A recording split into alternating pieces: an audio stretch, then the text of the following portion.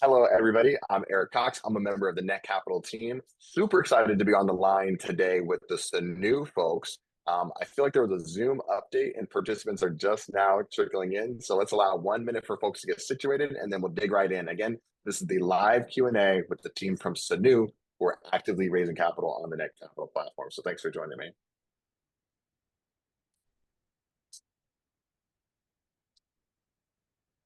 While we're letting folks trickle in, feel free, let us know, where's everybody calling in from? And does anybody have a better background than Chris? I'm guessing. The only thing that would make it better is if it were sunny here. Well, when we can control the weather, that'll be a whole nother startup opportunity. So we'll focus on Sunnoo for now. And I'm going to rename myself from co-host. You folks can see me here. There's my dog crying out my office door. I don't think you guys can hear that. Okay, let me start getting the links queued up for the offering pages with momentum.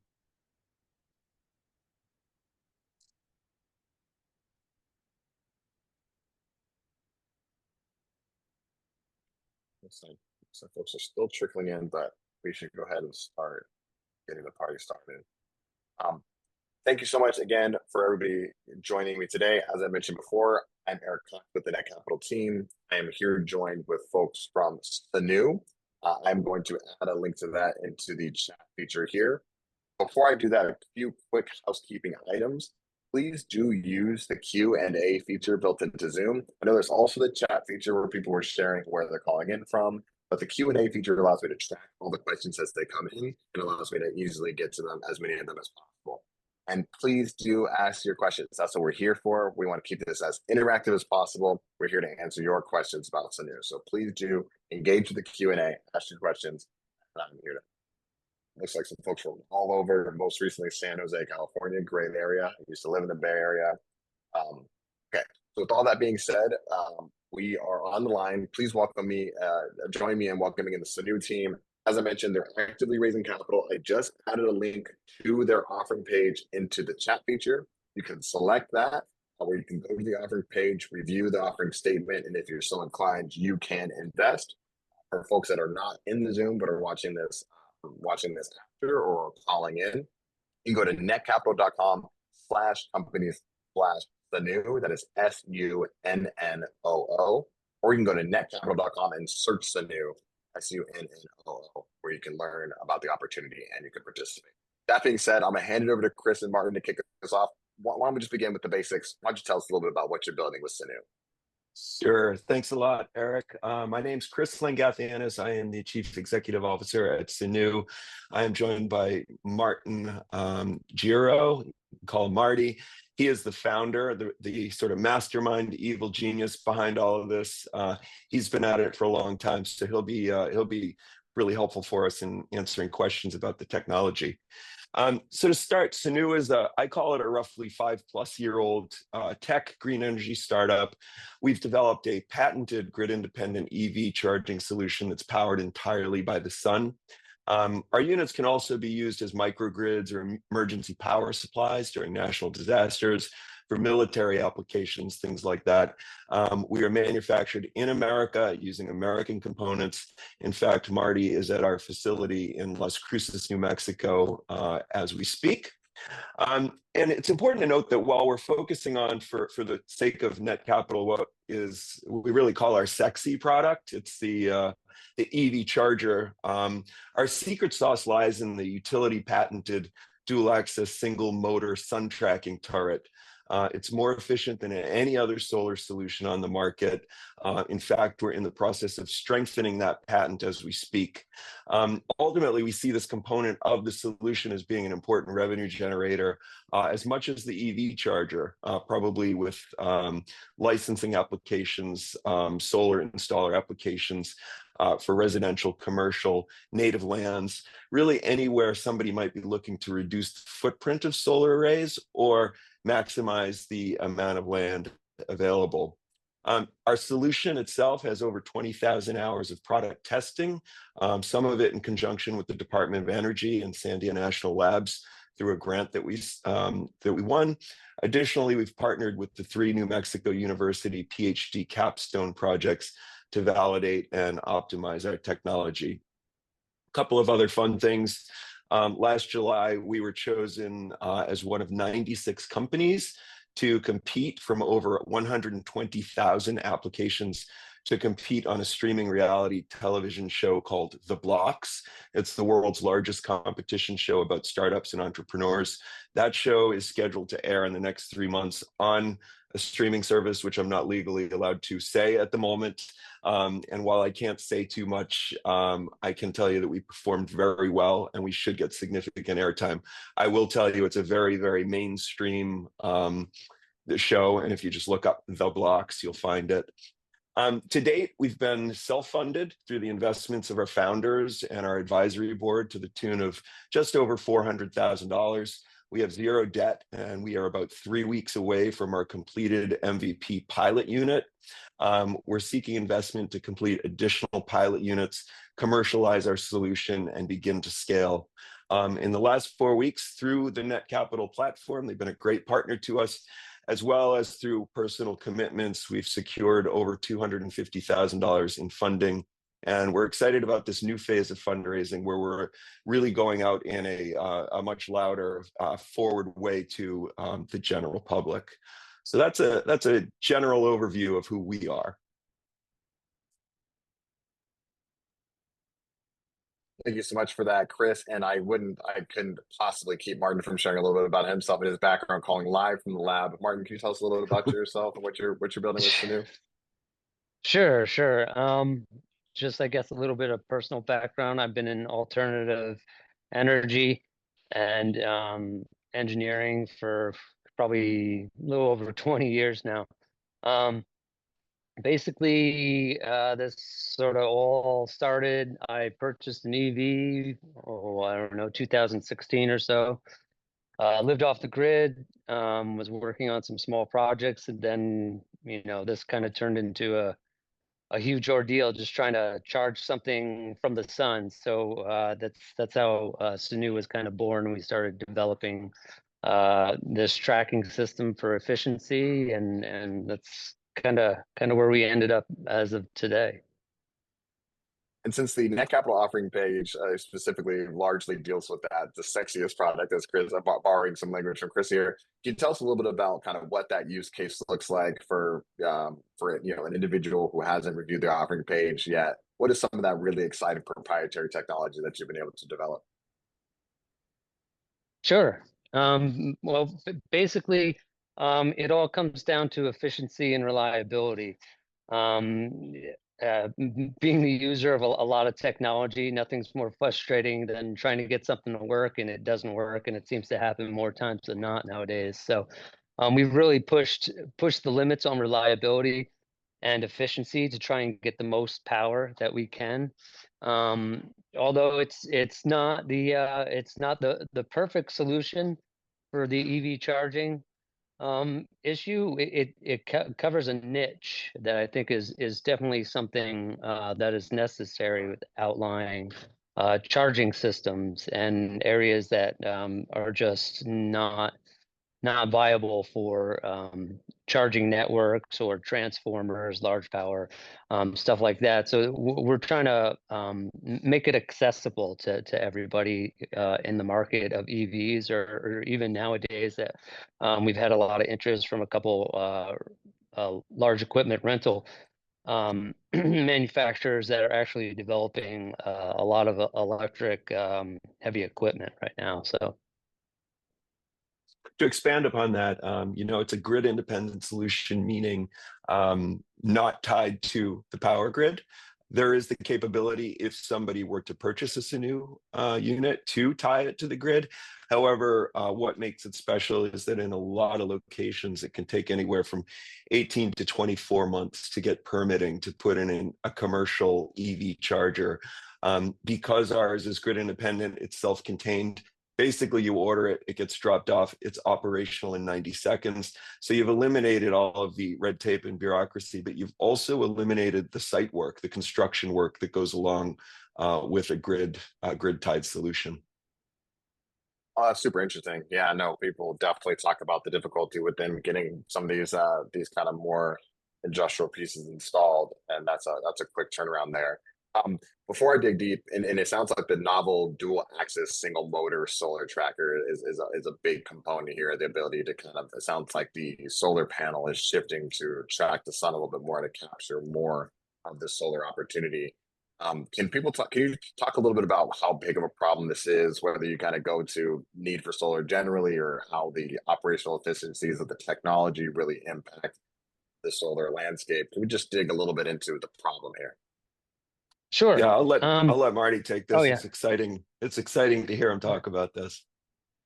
Well, basically, if anybody has had any experience with antiquated tracking systems, their their unreliability is probably better than their reliability. So it's definitely been an issue since the induction of tracking systems back in the 60s. There hasn't been much change or much improvement since then. It's still basically two axes running off basically a screw actuator or electronic actuator or something like that. Our system basically takes all that away. We have 16 parts, so it's super simple, super reliable.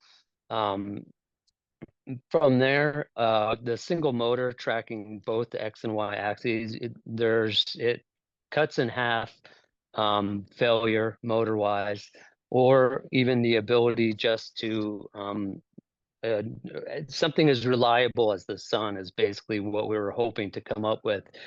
Between the low part count and our proprietary software that runs this system, it's oh, I don't want to say as reliable as the sun, but it's definitely comparable. We have well over 20,000 hours. We've been working out any of the bugs. Mostly, our turret is basically designed around extraordinarily simple components, so bearing systems that basically build upon the reliability of tracking the sun on a daily basis, which overall will give you a basic power increase or power capture of about 40 to 45%. That's incredible. And I think a lot of people are thinking about this problem now and the environmental impacts and how to be more thoughtful about using sustainable energy. Before I keep going, I do want to pepper in one of these questions here. Can your solution, the Sunnoo product, be used in homes, or is this only a commercial application?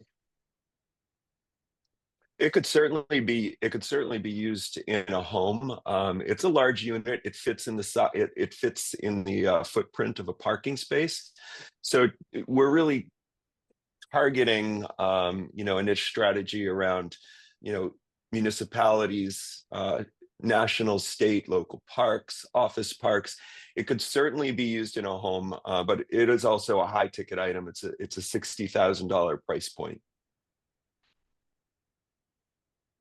Thank you for that. I'm going to keep peppering these in as we go.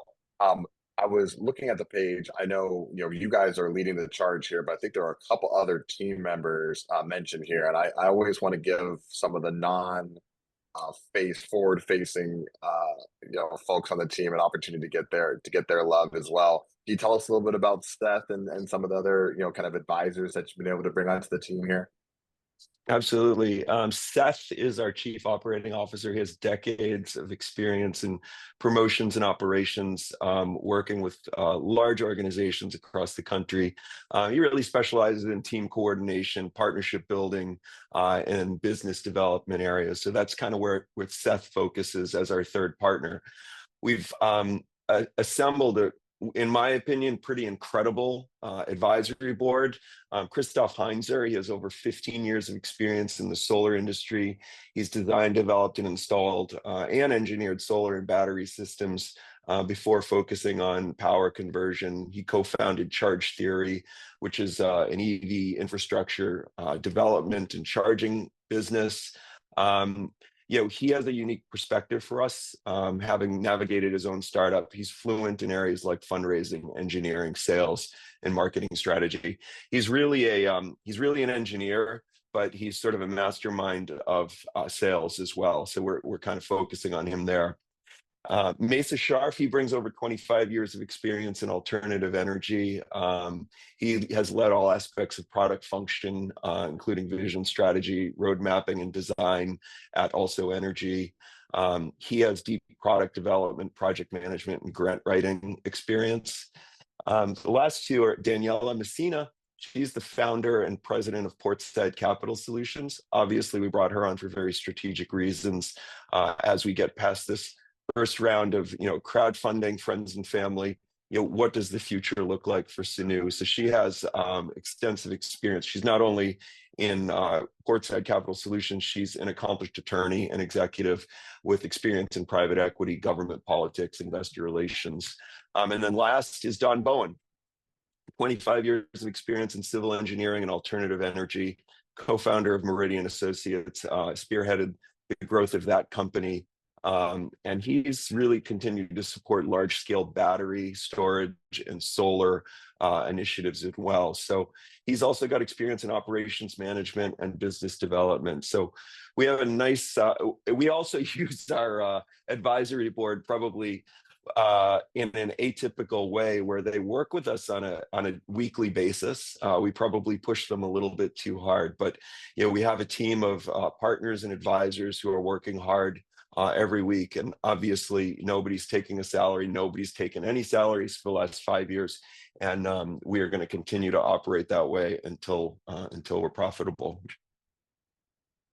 No, I appreciate that, and I specifically want to give an extra shout out to Danielle and Messina for at Portside, who connected us. The reason that we get to know each other, That's right, because of some of your fantastic advisors. So I didn't want to leave off the really cool folks on that part there. So let's take a little bit of a transition over to, for those who understand the problem is obvious and glaring and becoming more obvious every day, unfortunately. And it sounds like a really, really cool, promising, practical solution here. Let's get into the business case a smidge. For those who are unfamiliar with this market, can we talk a little bit about the market size, total addressable market, and how you think about that? Yeah, sure. So the US electric vehicle charging market in 2024 is about 3.88 billion. It's projected to grow to 13.15 billion by 2029. So that's a 27.5% compounded annual growth rate. That's the US alone. So while we are talking about the US here, we're a US-based company manufactured in America. There's a whole world out there, and we're not blind to that. So when you think about the global EV charging market in 2023, that was just shy of 26 billion, and by 2032, it's projected to be $257 billion. So a 35.6% compounded annual growth rate there. The US needs 1.2 million new charging units by 2030, according to facts and figures. And some other fun facts is in 2023, there were 3 million EVs in the US. That number is expected to grow to 27 million by 2030. Last, we know there was an Infrastructure Investment and Jobs Act that allocated $7.5 billion to charging infrastructure and mandated 500,000 new charging stations by 2026. To date, there have been this many. I don't know what, I haven't looked in the last month or two, but if you can believe it, as the government works, we need 500,000, a staggering 7 and 38 ports had been installed. So there's a world of opportunity out there, not just on the commercial side, but on the government infrastructure side as well. Now that is that's a big opportunity there on the government infrastructure side for sure. And yeah, I can imagine this has pretty impact, military impact potentially. I mean, great humanitarian application as well. The market is relatively large, growing relatively quickly, and really kind of just scratching the surface. Can we talk a little bit? You mentioned the price point. Can we talk, dig deeper into the revenue model? Is there an ongoing services, cost or anything like that? Whatever you can share publicly. Can we talk a little bit about the revenue model? Yeah, sure. So to start in the short term, our business model includes hardware. So we've got the grid independent EV chargers, sun tracking hardware. So the dual axis single motor turret. So as I mentioned, we believe there's a big opportunity for just the turret within solar installing companies, but also licensing that utility patent out to organizations that might want to use it. Additionally, there is that adaptive power microgrid element to it. So we talk about the EV charger. Again, these units, we have developed or designed a military version as well, which would be on a trailer hitch with wheels for field operations. So that's the hardware part of it. Then there is in the short term, we're looking at also having a data and analytics component. As a researcher and marketer my whole life, I am very keen on finding a way to bring in data and analytics into everything that I do. So we are currently working with some software folks to understand beyond just like what kind of cars are charging, how long are they dwelling at the chargers, what are some other things that we could be looking for and tracking. For example, partnering with the National Weather Service, perhaps to be, micro weather stations, using these if they're in a national park for emergency first responder stations where we have cameras on trailheads. So we know if somebody went in and they didn't come out. So a lot of opportunities there. And then that third piece is, as I mentioned, licensing those sun tracking patents. Future opportunities include things like out-of-home advertising on pay-to-use units when they're installed in a commercial area. Pay to use them, you receive a video or audio advertising. And then potential strategic partnerships with service and maintenance and parts and things like that. I don't envision us becoming a full service and maintenance and parts organization, but we will be a part of that. We will have our hand in that as well. No, very, very thoughtful there. Lots of opportunity for revenue. As a avid hiker, and you guys look both quite healthy as well. I do love that trailhead opportunity, but the military application was one that came to mind immediately. Some real government contract opportunity there. I'm going to keep peppering the questions as they come in. Please do continue to use the Q&A feature built to the Zoom. We love this. And this is like a little bit of a speculative question here, but in your opinion, do you imagine zoning laws will migrate to allow such solar units to be positioned on a home's driveway? But I think you already mentioned that you do believe that there's a residential application here already. Was I thinking about that right? Yeah, basically, we kind of see these also as sort of a microgrid system. They're 100% offline unless you intend to also use the grid to help charge. But it's there to provide power for either electric vehicles, emergency power, stuff like that. So it really covers a larger sort of area than just the EV charging market. Like Chris was kind of mentioning too, due to our basically our tracking solar deck, we use sonic sensoring to deter any whether it be high vehicles, anything that could get in the way of the solar deck. It basically will detect that and keep the unit from either crashing into somebody's car or a large vehicle, something like that. The benefits of using this type of system is also what Chris was mentioning about being basically little weather stations that would be set up everywhere. And basically, we have the ability to read wind direction, which is also implemented into our basically safety features. So if any high winds or anything like that, our solar deck will move to the proper position to have basically nose down into the wind, or even in whether it's severe weather conditions where the unit will basically collapse. Fold down would be a better way to explain that, automatically. So it's basically ready to go. So it's out of the way from any, whether it be hurricanes, large thunderstorms, something like that. That way, once the extreme weather condition subsides, it'll automatically basically stand back up and be ready to go. So Eric, if I could also add, something else that I probably should have mentioned earlier, and that your last question was, one of the things that we're also exploring. Once the unit's complete, you've got a battery. It's built to spec, so we've got different battery size capacities that we can put on there. It charges from the sun, but it also has the battery. So come nighttime, if somebody's coming off a trail at night, you're still able to charge your vehicle. One of the other capabilities that we're currently developing is e-bike charging. E-bikes are a huge growing trend right now. So we are going to build in capabilities to charge e-bikes. But even more so, if anybody on this call is an electric vehicle driver, a lot of these EVs now, you're using your smartphone as your key to the vehicle. So you come out of a trailhead, your phone's dead, like, oh no, how do I get into my car? So we have the opportunity to use little, just regular outlets so people can charge their phones when they come out of trailheads or whatever. So the possibilities are really endless, in our opinion, with what we can do with this.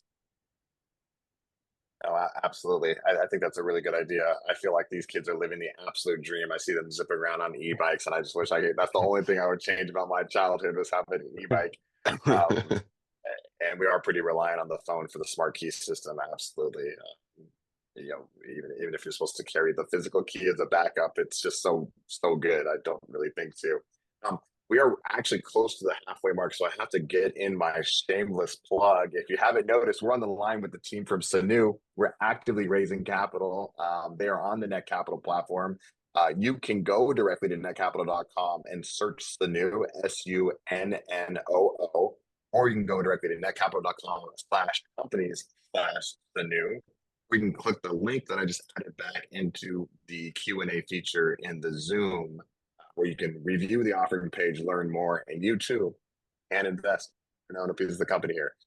I see a hand raised. We're not able to allow folks to come in and ask the questions, but please, if you can, just add your question into the Q&A feature into the Zoom, and I'm going to keep getting to all of those. So I do see somebody wants to participate. We love that. We encourage that. But if you could, please just type it into the Q&A. That would be fantastic.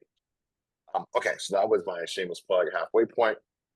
As we continue along here, though, we were talking a little bit about kind of the market size and these really cool applications, the revenue model. Somebody asked about competitive landscape. So if you could share details about, where do you feel like you fit into the competitive landscape? You talked about some of your patents, and so we could use this as an opportunity to talk about defensibility and IP here. I see that there is one company out of San Diego that's publicly traded that somebody believes is doing something interesting, although on the website it looks relatively different here. But let's take a moment and talk about the broader competitive landscape for a moment, if you can. Sir, Marty, do you want to talk a little bit about Beam? What I will say to start is that we don't claim to be the first to market, but we do claim to have built a better mousetrap, faster, better storage capacity, better technology in the sun tracking turret. But I'll let Marty talk to that. yeah, like Chris said, we're not the first to market, but we've been in R&D for nearly 7 years now, just trying to develop each individual component. Our system being modular makes it super easy to replace or repair if anything necessary happens. Basically, what Beam has been around. They used to be called Envision, and they started developing their product probably shortly somewhere around the time that we started. From there, they've had a pretty good record. They've been bought out by a company, or basically a global company. I forget their name right offhand, but they've been manufacturing in San Diego for the past 5 years. They've just moved offshore into a different manufacturing company, I believe in Belarus. But we have a larger capacity battery. Our reliability, just from the people that we've spoken with that have used the Beam unit, even personal experience with their unit. Our batteries are basically twice to 4 times the capacity.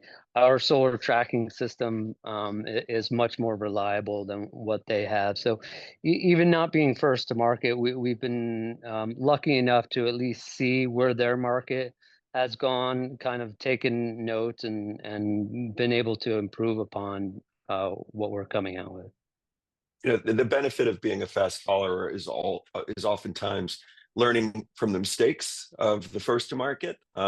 So we've capitalized on that and made sure that we've learned along the way. Fantastic. No, I appreciate that. Great question that came in there. And then, you know, the intellectual property that you mentioned before, was that largely around the rotor or the motor or the ability to track the sun well? Can we talk a little bit about your IP and your defensibility? Yeah, certainly. Basically, since there are no other solar tracking systems out there, um, that that are even comparable to ours, being that we are able to track both X and Y axes with a single motor, it takes a different kind of algorithm to run. Basically, our unit is 100% self-reliable. From dropping it off and getting it basically up and running. Our unit, all you have to do is turn it on. That's it. It finds its own way in the sky. After about a week or so of tracking the sun, it basically learns on its own. So even if something fails within the the tracking system, then it's able to go back and see where it was the week previous, and then basically mimic the same amount, where it'll keep an eye on the sun regardless. And as far as defensibility, you know, for those who know patents, I'm not an expert. I know a little bit. This isn't just a patent; it's a utility patent, and we're also in the midst of, you know, what is it called, Marty? A child patent.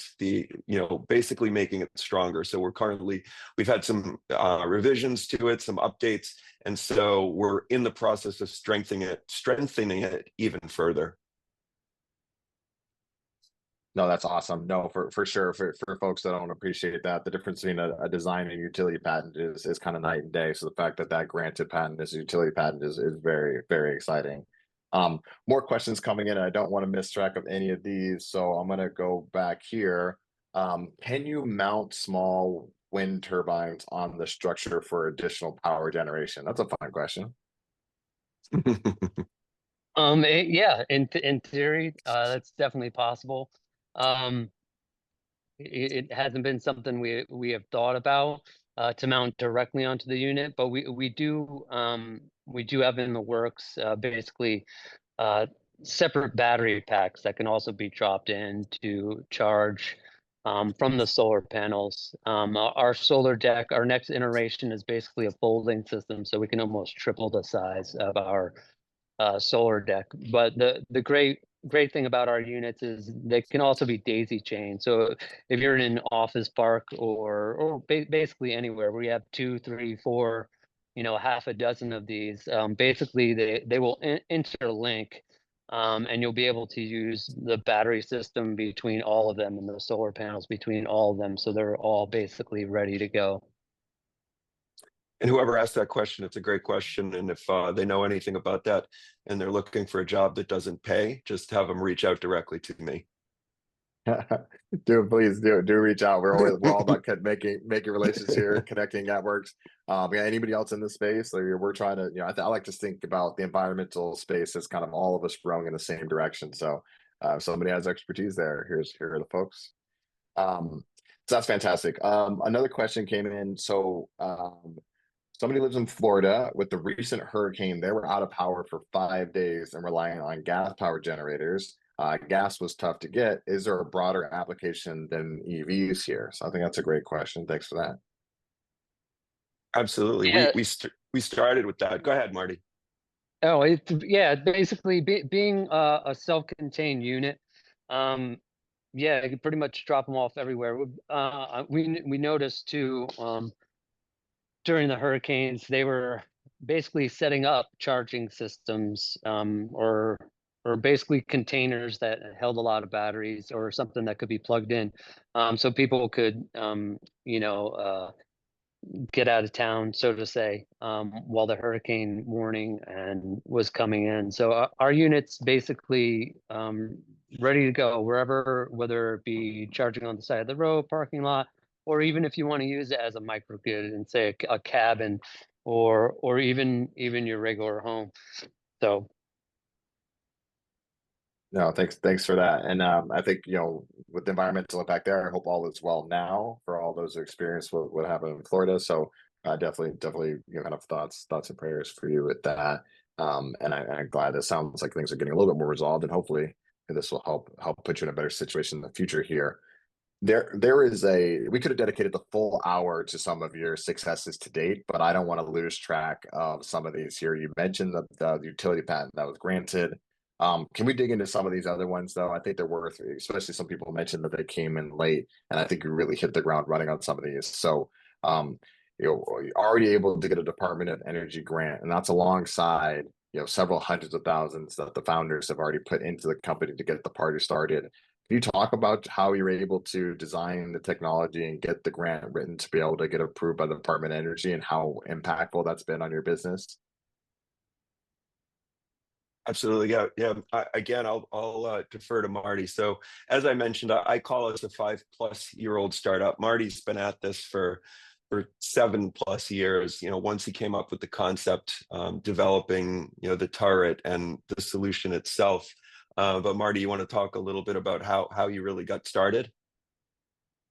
yeah, definitely. I mean, I've been in resource engineering for a while, so reliability, trying to use what's around you, has basically been a staple of how I pretty much work at any project. So um, with how this system works and what we hope to accomplish, we've had a lot of interest, especially our workings with Sandia National Lab. The testing that we had done with them and the capstone project was definitely a huge, third party kind of verification of what we've been trying to do. Um, the money that we've spent between the founders and all of us that have really, been into about, we have about 8 generations of the solar turret at this point, and we have something extremely reliable. The EV charging system that we have, our pilot is our 4th generation.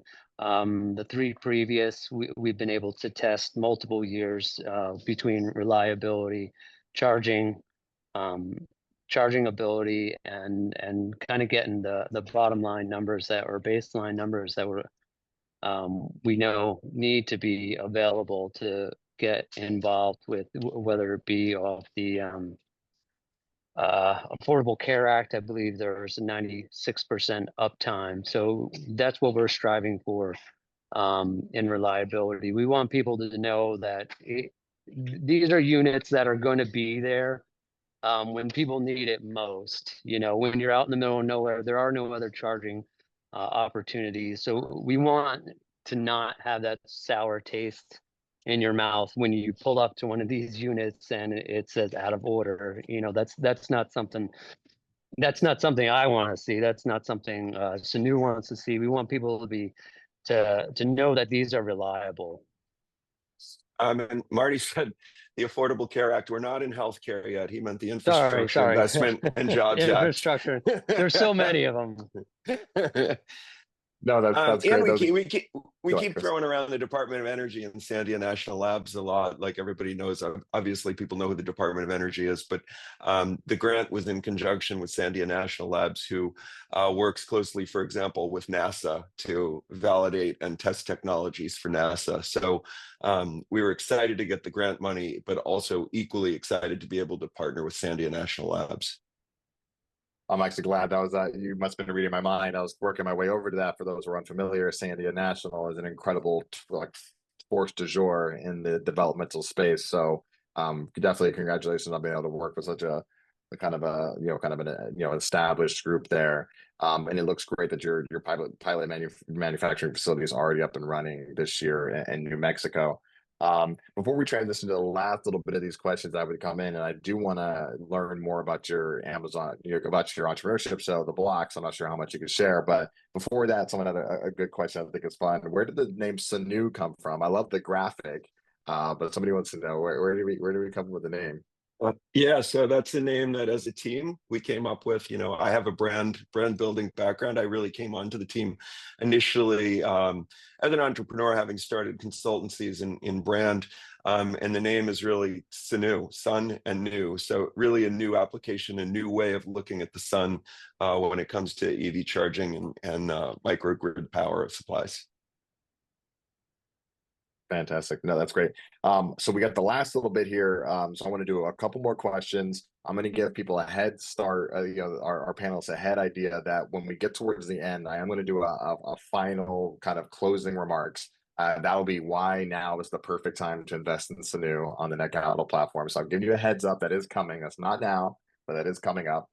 And as we work our way there, actually, it looks like we got another question to sneak in here. Yeah, we can get this one in here. What is your thoughts on partnering with KOA for campgrounds? I'm sorry, I'm not familiar with that acronym. Probably need a lower cost point for this market. Are you familiar with KOA for campgrounds? I'm not familiar with KOA. However, we have had personally, I've spoken to a couple of different RV parks who are interested in rural areas looking to use a Sunnoo unit, not necessarily just for EV charging, but as a microgrid within an RV park. So KOA, if it's a campground related thing, I think that is an excellent avenue for us to explore. Yeah, sorry, I look like I got the immediate answer. Thank you so much for the chat coming in here. I guess KOA is the largest campground company in the United States. Embarrassed that I didn't know that, but you learn something new every day. I appreciate the folks at home chiming in to let me know that. That sounds like a fantastic partnership opportunity, as you mentioned, Chris. It does. Very cool. See, that's one of my favorite things about these is people coming together, trying to solve complex situations. Oh, someone said they might be able to have a connection. They might be able to connect you there. You added, I think, Chris, your website, but let's go ahead and get the email. I'm gonna copy paste this over. Chris said Sunnoo. I'm just gonna Yeah. drop that into the chat right now. Oh, you're connected with Chris on LinkedIn already. I can't do anything to help facilitate it. These people are gonna help you whether I want them to or not. I'm still gonna just add it in there just in case. Chris at Sunnoo.co. But it sounds like the person is already readily available to help you with that, and they are already connected on LinkedIn. That's I'd like to say that's a Netcapital difference, but I think that's just good folks doing good things. And then if anybody wants to connect with Marty, it's martin@sunnoo.co. Awesome. Yeah, Everybody's feel connected. free. If you have any technical questions, or I mean, I can share within reason, but yeah, whatever. All right, everybody's totally connected now. Getting towards the end here. Okay, so those are some of the deal highlights that we just absolutely had to cover. Again, I couldn't blow past Sandia National. We needed to dig into that.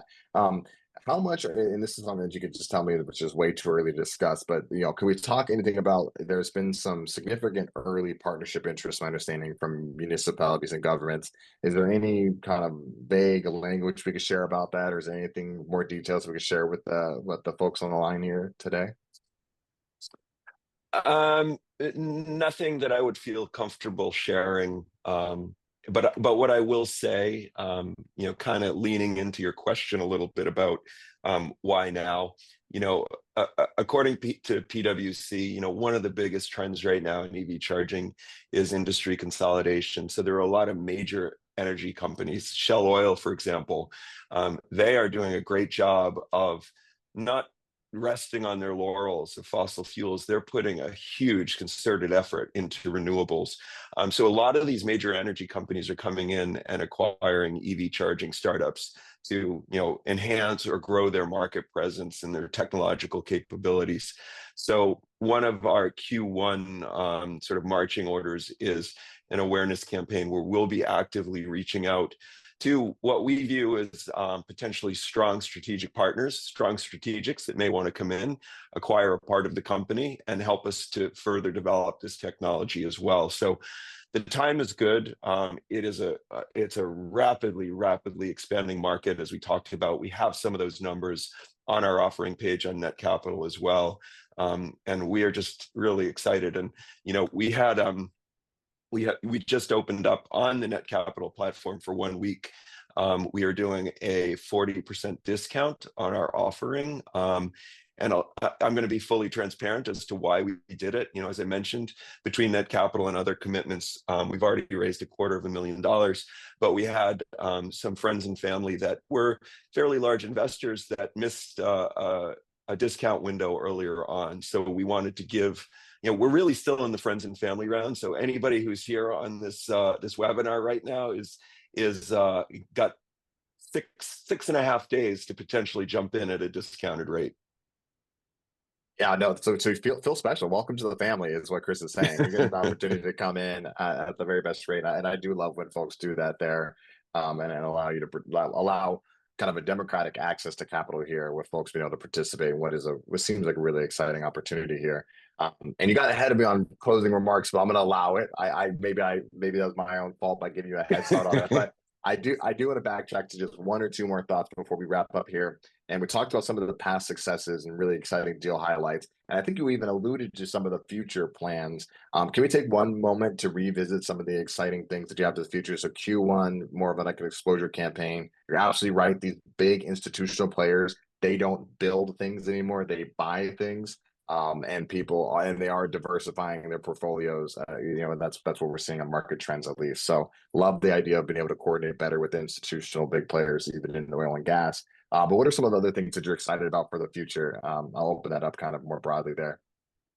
Yeah, so I did mention that exploring the data and analytics side of things, like what are the potential data and analytics partnerships that we could explore from first responders, security cameras at trailheads or different locations, to capturing weather information through our units, and partnering with the National Weather Service, for example, as micro weather stations wherever they may be.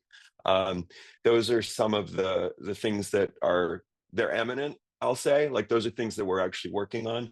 Of course, I mentioned at the onset, we did over the summer, we recorded a full season of a show called The Blocks, which is the largest reality. It's really more of a docu-series about startups and entrepreneurs in America, pitted 96 companies against each other to determine who was the champion of the blocks. We did quite well. That's going to air this spring. I expect that'll get us quite a bit of press. The Blocks is actually a subset of an organization called Beta Blocks, which is a business startup incubator based in Kansas City. We just came back from a week of time at Beta Blocks, continuing to get mentored and working through the process. They are the self-proclaimed largest privately held venture capital group in America, or West Bergman, I should say, is. So we're excited to be partnered with them. They've given us a lot of great advice up to now, and we're going to continue marching forward. We're excited. We have a passionate team. Nobody here is here because they have to be. We believe in this, and we've been working hard at it for a long time. So we're going to keep marching forward. No, that's fantastic. I cannot wait to check that out. I've already got a note queued up to make sure that I log in and check that out. And I'm sure that you absolutely crushed it. That leads us to the last question before we'll wrap up here. So let's talk a little bit about, some people were asking about, your approach to fundraising using Netcapital, alternative forms of raising capital outside of the Netcapital platform. And I really want to tie that into kind of exit strategies. And whenever I ask about exit strategies, I always give everybody the same caveat. So I'm going to allow you to borrow this asterisk as well. The future is inherently speculative and uncertain. So while the goal is always a successful exit, there's certainly no guarantee of one. So I'm going to go ahead and put that out there. But ideally, considering the current fundraising strategy and potential future fundraising strategies, we talk a little bit about bigger, broader exit strategies. And you might have alluded to it a little bit when you talked about consolidation in the market. Yeah, I think that's, there's a couple of different things. One is that consolidation in the market and really looking potentially for a strategic partner. Again, purely speculative. There's always risk involved, but looking for that strategic partner that may want to come in and say, hey, we're interested in 10-20% of your company. Let's work together for a year and see how this goes. And then, it would be nice to be one of those EV startups that's acquired by a larger energy company. On the flip side, when you look at our numbers, and I believe they're on the platform, on the Netcapital platform offering page as well, it doesn't take a lot for us to be a profitable company. Selling about 150 units a year, and we are squarely in the black. So, at that point, there could be, a stock buyback program. But I think given current market conditions, if I were to speculate, I would say the most likely scenario is that somebody's going to come in and have a really strong interest in us because we have a highly defensible intellectual property. Love that. Love that. And so we're going to bring it home with this final question. I love this one. People tend to enjoy it as well. Obviously, you're actively raising capital. The link is in the chat. I'm actually going to add it in again one more time before we wrap up here. But I would like to ask folks, outside of cash, which always relevant, feel free to click the invest button on Netcapital. But outside of cash, how can folks help you? I saw somebody already hop in there talking about connections with campsites. That's super exciting. Outside of cash, how can folks listening to this, whether they're on the line now or watching the recording, how can they help the Sunnoo team get to the next level? I'll go first, and then I'll let Marty go. I mean, our team is engaged, transparent. We have meetings with everything from college students to potential strategic partners all the time. When people reach out to us, if they want to have a conversation about what we're doing, we're happy to jump on a Zoom or a phone call. If anybody here is tuned in and thinks they've got some ideas for us, we'd love to hear them. While we're not building a paid team at the moment, we're trying to build a team. We've been the classic example of bootstrapping our way through this for 5+ years now, and we're going to continue to do that until it's in the best interest of our shareholders to start paying people. Thanks for that, Chris. And Martin, you got an opportunity to participate on that question as well, or any other thoughts. You didn't get a chance to do closing remarks. You can spin this into your closing remarks if you'd like to, but we're going to wrap up shortly after this. Sure. Yeah, I mean, besides cash, basically getting the word out. I think that we're here, we're looking to make a difference, and that we really want to at least expand the availability of charging, whether for EVs or be a safe haven of power for people in storms, or anything that we can do to help, or at least make a difference in this. We would really appreciate being able to get the word out. Absolutely. One thing, can I say one thing in closing? Please.